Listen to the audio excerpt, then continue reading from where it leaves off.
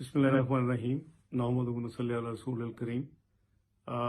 मुझे अभी थोड़ी देर पहले इल्म हुआ है कि इमरान नियाज़ी हुकूमत और पंजाब हुकूमत के गठजोड़ से इन्होंने जो मेरी रिहाइश गाह है लाहौर में 1988 से उसको इन्होंने जब नीलामी में ये नाकाम हुए 28 जनवरी को, तो उसको इन्होंने आज अनाउंस किया कि जी इसको ये बेघर लोगों के लिए वक्फ कर दिया है और ये 40 लोग उसमें शिफ्ट कर रहे हैं। तो अल्लाह की अमानत है, अल्लाह का माल है, वो तो हर चीज़, हमारी जान भी अल्लाह ताला की अमानत है।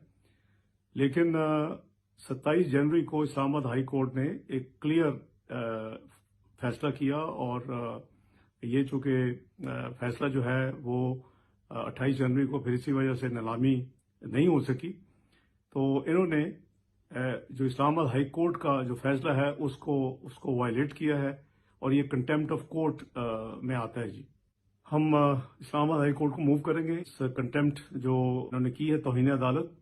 दूसरा ये है कि सारा ये जो इन्होंने जो कुछ किया है ये बेसिकली एब्सकॉन्डर के नतीजे में ये इन्होंने कुछ एक्शंस लिए हैं।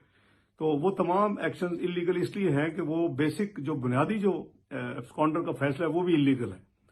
उसके खिलाफ हमारी पिटीशन जो है वो काफ़ी अरसे से सुप्रीम कोर्ट में पेंडिंग है और हमने सुप्रीम कोर्ट में पीछे कोई 2 हफ्ते पहले एप्लीकेशंस भी दी कि उसको अर्जेंट हियरिंग की जाए। जब इन्होंने नीलामी का फैसला किया तो वो उन्होंने कहा कि जी अपनी बारी पे कुछ अरसे बाद ये सुनी जाएगी, अभी आपकी बारी नहीं आई।